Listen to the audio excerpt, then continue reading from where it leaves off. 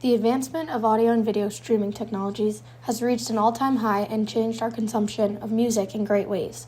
Some of the most popular streaming services today include Apple Music, Spotify, YouTube Music, SoundCloud, and Amazon Music. With the help of these platforms, artists now have a broader audience reach, and the music world has, in a whole, restored revenue. After the years of suffering from it previously, revenue is generated in many ways, like through advertisements, subscriptions, and partnerships. However, subscriptions paid by users are the primary source of revenue.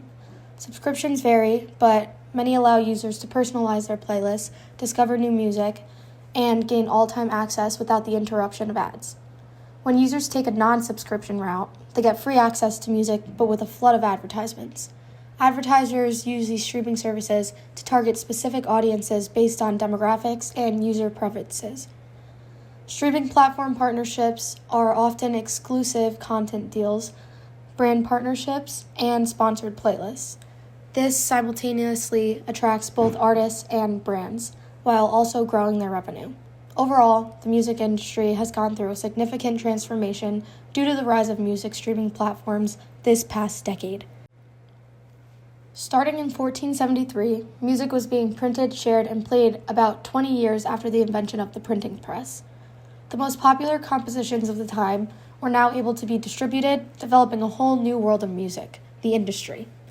By the 19th century, composers were now able to build a larger audience and spread their pieces faster and better than ever before. This form of music today is often used by the learner and individuals who play an instrument. However, it also exists through mechanical royalties, which the International Music and Talent Agency states it refers to payments made by record companies to the music publisher for the reproduction of copyrighted musical compositions. The word mechanical was used because sheet music was mechanically produced via printing presses.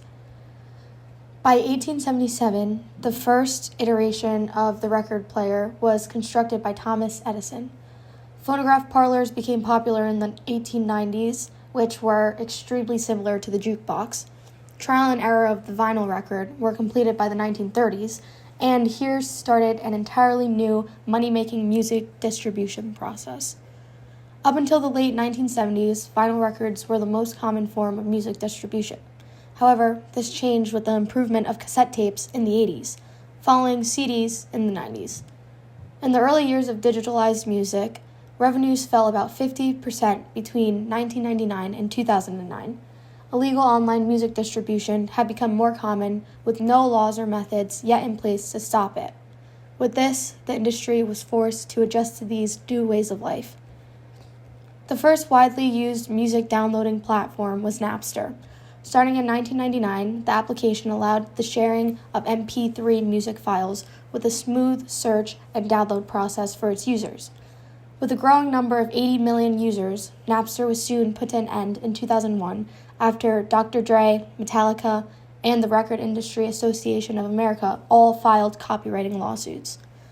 As many labels and their artists tried to stop or remove their music from websites like Napster, others began to take advantage of this new distribution process. DJ Shadow, an American DJ and record producer, soon became the first artist to sign a deal with BitTorrent, a download site. This deal ensured that each time his music was downloaded, he was to receive a payment. Around the world, courts finally began to set rules and regulations on sites that were copyrighting artists' pieces in 2014.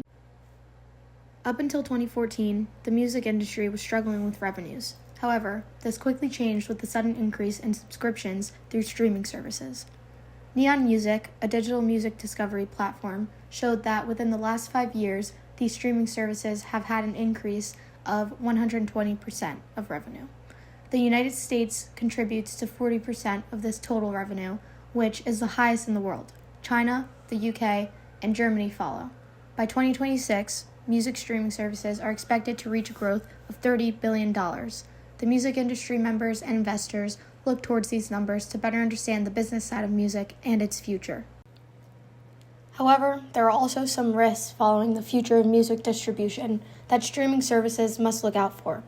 Streaming services commonly deal with sound quality issues and the poor protection of user privacy. Other issues include platform competitors retention, artist salaries, and copyright issues. One of the biggest challenges presented is copyright and licensing agreements. Streaming services must ensure they obtain a fair share between publishers, artists, and record labels while maintaining a profit. Streaming services and artists also have trouble with compensation. Revenue distributed from the streaming services to the artists themselves are often debated and questioned if fair. One of the most popular artists around the world, Taylor Swift, removed her discography from Spotify in 2014. This was in response to an extremely low artist compensation, which many artists were trying to protest. Competition between streaming services is constantly happening, and many must ensure that they can surpass their competitors. Because of this, streaming services must keep up with constant innovations and unique updates. The user experience ties into this, as services must compete to have the highest user engagement and maintain customer loyalty. A great way of doing this is through personalization for each user. Despite early issues with illegal distributions, copyright laws, and streaming services, the music world has evolved immensely. The industry and streaming services have come a long way in protecting artists, benefiting the listener, and kickstarting artists' careers.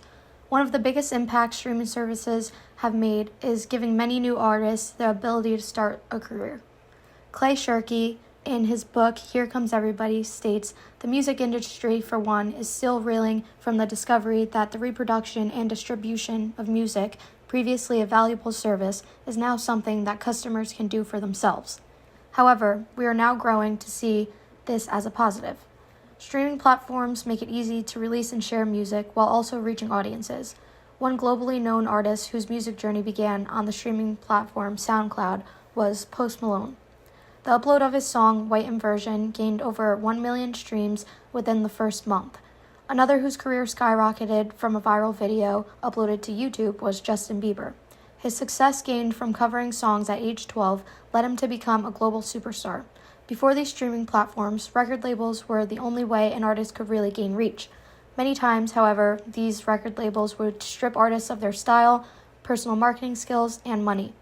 Before streaming services, CD albums cost up to $20 depending on the copy, and in the early stages of iTunes, distributed songs for $1 each. Now, streaming services like Spotify offer monthly prices for unlimited access at just $10.99 a month.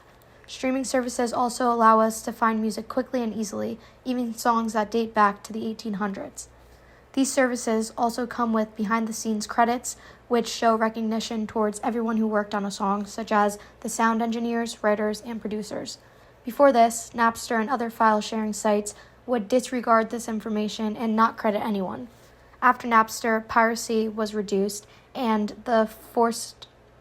enforced the work toward protecting artists' rights.